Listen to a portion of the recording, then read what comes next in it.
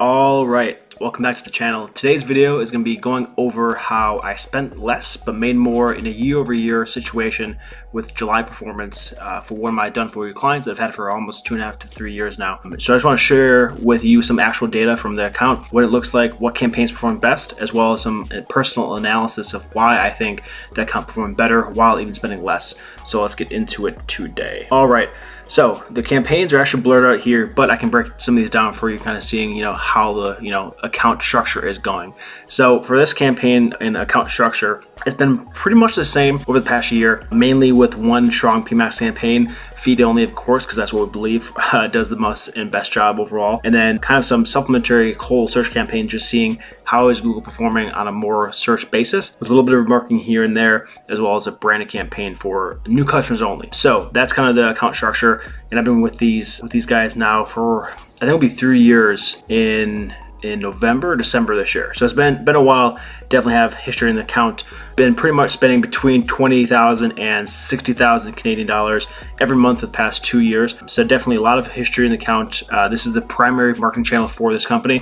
Facebook is there, but more of a marketing only secondary channel. That's pretty much the structure.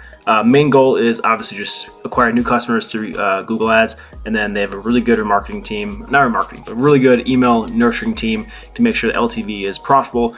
And they pretty much have a pretty good market capture in terms of what they offer, and they're in the outdoor niche, outdoor B2B niche. So the AOV is pretty high at 441, so that's, makes cold traffic a lot easier to do. But that's enough for overall backstory. Let's get into the actual count. So overall in July, right now our main campaign is PMax feed only, and that's pretty much segmented in terms of the collections, in terms of listing groups, but nothing else is really that segmented there. That's just very strong performance over the last year since Smart Shopping was migrated, and now month over month has seen, to be a pretty good acquisition source. We've tested here and there with new customer only. That did not perform as well. So now we're just doing open-based feed only, no targeting in terms of return unless we need it, which now being in August to September 2023. In the fall kind of off-season work, we'll probably put the T-Rows on there and just seeing if Google can be good in terms of that efficiency there, right? But overall, they hit at 8x. The client needs about a 6.5 to 7x in terms of being happy and before they, are not breaking even. So overall, did a good job.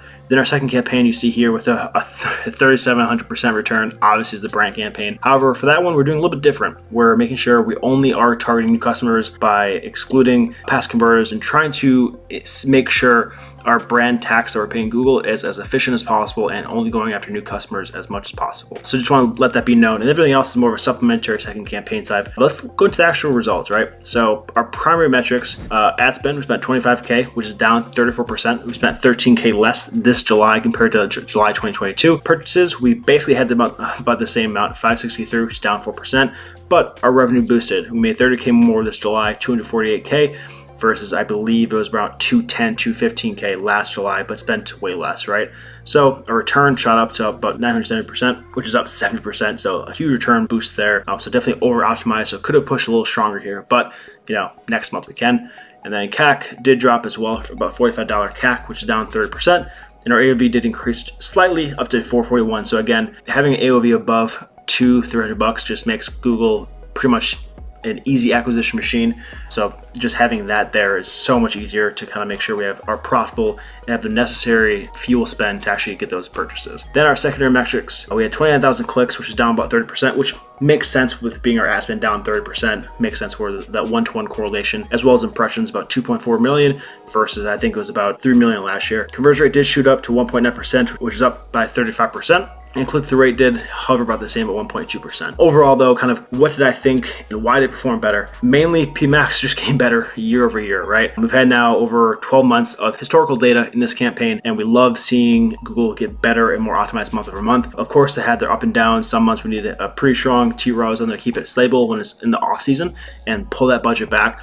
But other months like July, where we kind of just let Google do its thing, wide open targeting, see what happens, and that's what happened. Last July was right after the Smart Shopping campaign switch and migration to Performance Max, so that also is why we were just more efficient this month. Seasonality has been a big up on our side, pretty much from the April-May timeframe to July, and now slowly in August our seasonality will dip and decrease, but we've noticed year over year seasonality just becoming better and better with that historical data. And mainly PMax with feed only listings. We have had PMax, the same PMax campaign actually, being a full wide open PMax, However, we've noticed over time, just feed only has performed better.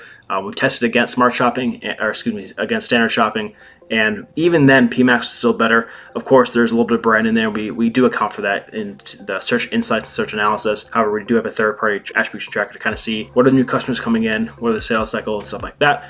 And then again, we are keeping brand to trying to have only new customer only.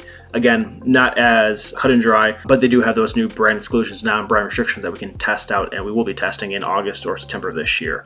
So overall, that's the case study, that's analysis. Main thing is just letting Google, optimize itself over a long enough period of time. I think that's success for a lot of accounts that I'm in, just making sure we don't touch it too much, but we also want to steer in the right direction. So that's kind of the case study video. I just want to share kind of results year over year. How has PMax done this year versus the primary year when it first happened for this account? And yeah, if you have any questions, drop them below. Thank you.